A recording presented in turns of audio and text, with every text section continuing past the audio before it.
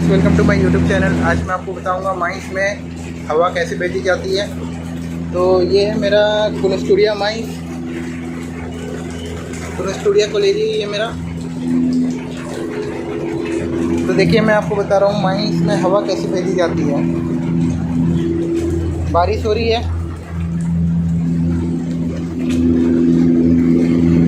ये मेरा अपकास्ट है। ये रिटर्न हवा बाहर आती है। यहाँ पे मेरा एक फ़ैन लगा हुआ है जो एक्सियल फ्लो फ़ैन है, वो हवा को ऊपर टांगती है। तो चलिए मैं आपको बताता हूँ हवा कैसे भेजी जाती है माइंस के अंदर। ये है कुनस्टूडिया कोलियरी, ये है 2 नंबर पीट। मैं जिस जगह पे खड़ा हूँ ये 2 नंबर पीट है, और वहाँ आपको दिख रहा होगा वो 1 नंबर पीट है। वो है मेरा इनटेक, वो है मेरा डाउनकास्ट, और ये है मेरा अपकास्ट। इससे हवा ऊपर की तरफ आती है। ठीक, मैं आपको चलो बता रहा हूँ वहाँ पे इनटेक और रिटर्न क्या होती है। तो अभी हम वहाँ पे थे, वो सेकंड नंबर पीट में वो हमारा अपकास्ट था, और हम आ गए हैं अभी 1 नंबर पीट में जो हमारा इनटेक है, डाउनकास्ट।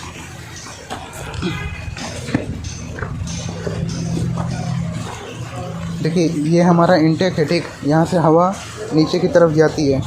ये हमारा इनटेक है, यहाँ से हवा नीचे की तरफ जाती है। अब मैं आपको बताता हूँ माइंस में हवा कैसे भेजी जाती है। माइंस में हवा भेजी जाती है आपका, वहाँ डंगाल में एक बड़ा पंखा लगा हुआ है। ठीक, वो पंखा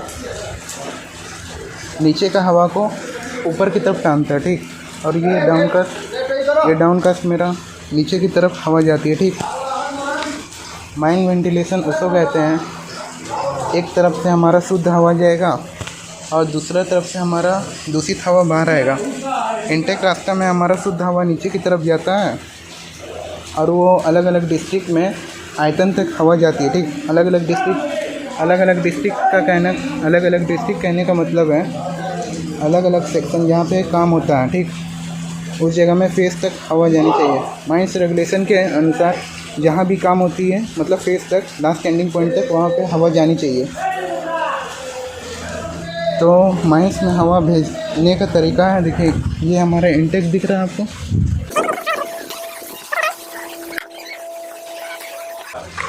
पानी हो रही है। देखिए, ये हमारा इनटेक कास्ट है। ठीक, ये हमारा इनटेक कास्ट है, और वो है हमारा अपकास्ट। यहाँ से हवा नीचे की तरफ जाती है। जैसे कि माइंस में हम हवा इनटेक से भेजें। ठीक, और वहाँ से हमें सभी डिस्ट्रिक्ट में अलग अलग आयतन तक हवा पहुँचनी चाहिए। और हवा कुछ हवा नीचे माइंस में लीक हो जाती है, जिसे हमें रोकने के लिए स्टॉपिंग बनाया जाता है। दूसरे मतलब अभी हम गर्म जगह में हैं। ठीक, जैसे हम घर के नॉर्मल रूम से घर में एसी लगे वाले रूम में जाते हैं तो उसमें हमें ठंडा लगता है। तो दूसरे जगह में बीच में हमें पार होने में एक डोर पार करना पड़ता है। ठीक, तो इनटेक से रिटर्न की तरफ जाने के लिए हमें ये वेंटिलेशन डोर बनाना पड़ता है।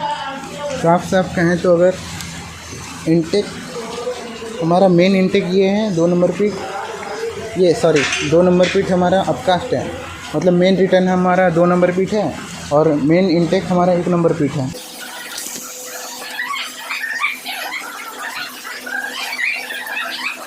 माइन वेंटिलेशन हमारा है, डंगाल पर एक बड़ा पंखा बैठाया जाता है जो हवा को ऊपर की तरफ खींचता है, और मेन इनटेक से हवा नीचे की तरफ जाती है। अलग अलग सेक्शन में पूरा लास्ट एंडिंग पॉइंट तक हमारा इनटेक का हवा जाता है, और वो सब हवा रिटर्न के रास्ते में फिर भेजा जाता है। जो हमारा इनटेक का हवा नीचे भेजा जाता है, वो कुछ हवा रास्ते में लीक हो जाती है। जैसे माइन वेंटिलेशन में आपको सिंपल तरीके से बताऊं तो माइन वेंटिलेशन का कहने का मतलब है कि हम एक तरफ से शुद्ध हवा को भेजेंगे नीचे, और दूसरी तरफ से हमारा दूषित हवा बाहर की तरफ निकलेगा। शुद्ध हवा को हमें अलग अलग सेक्शन में, डिस्ट्रिक्ट में, फेस के आयतन तक वहाँ पे हवा ले जानी चाहिए। रेगुलेशन में भी यही कहता है कि जहाँ पे भी लास्ट हमारा पॉइंट है वहाँ तक हवा जानी चाहिए। अगर हमारा मेन इनटेक का हवा खदान के एंड पॉइंट तक नहीं पहुँचता है, जहाँ पे काम चलता है, उस जगह पे हमें ऑक्सिलरी फ़ैन लगाना पड़ेगा विद डक्टिंग पाइप से जोड़ के हम हवा को खदान के काम जहाँ पे होता है फेस से वहाँ तक पहुँचा पाएंगे।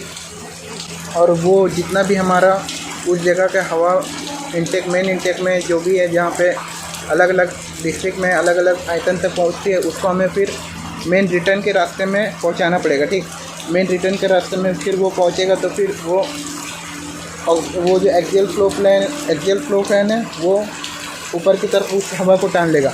मतलब वो हवा जब तक वो हवा ऊपर टानेगा, ये हवा नीचे अपने आप जा रहा है। ठीक, ये नेचुरल वेंटिलेशन है। ठीक, यहाँ से हवा खुद से नीचे जाता है।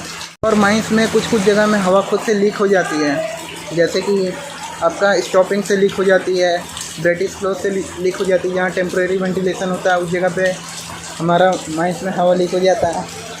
ये मेरा दोस्त कह रहा है, नागेश रविदास, हाय बोल दो। हाय। अच्छा, माइंड वेंटिलेशन बताओ थोड़ा सा इन लोग को। माइंड वेंटिलेशन, आओ कभी माइंस घुमाते हैं। हाँ, मैं आपको बता रहा था अभी माइंस में हवा किस किस जगह पे लीक हो जाती है। जैसे स्टॉपिंग में लीक हो जाती है, टेम्प्रेरी स्टॉपिंग में लीक हो जाती है।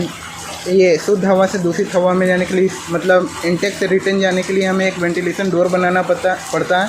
जैसे एक हवा से इंटेक के रास्ते से अगर हमें रिटर्न के रास्ते में जाना पड़ता है तो वहाँ हमें वेंटिलेशन डोर बनाना पड़ता है। और हवा हम जितनी भेजते हैं ना, जैसे कि 100% हवा भेजे हैं माइंस में, तो 50% हवा हमारा इधर उधर में स्टॉपिंग में लीक हो जाता है। इसलिए हमें माइंस में ज़्यादा से ज़्यादा हवा भेजनी चाहिए। और हमें हवा, अगर ज़्यादा मैन पावर का शिफ्ट है अगर हमारा मैन पावर का शिफ्ट में हमें 6 मीटर क्यूब प्रति मिनट हवा जानी चाहिए एक व्यक्ति को। ठीक, 6 मीटर क्यूब प्रति मिनट एक हवा जानी चाहिए हमारा माइंस में। अगर डेली उत्पादन, प्रति टन उत्पादन के बेसिस पे अगर हम देखा जाए तो 2.5 मीटर क्यूब प्रति मिनट एक व्यक्ति पे हमारा ऑक्सीजन जाना चाहिए हवा। ठीक, अच्छा, आज का टॉपिक मैं यहीं पे समाप्त करता हूँ। वीडियो अच्छी लगी होगी तो थैंक यू।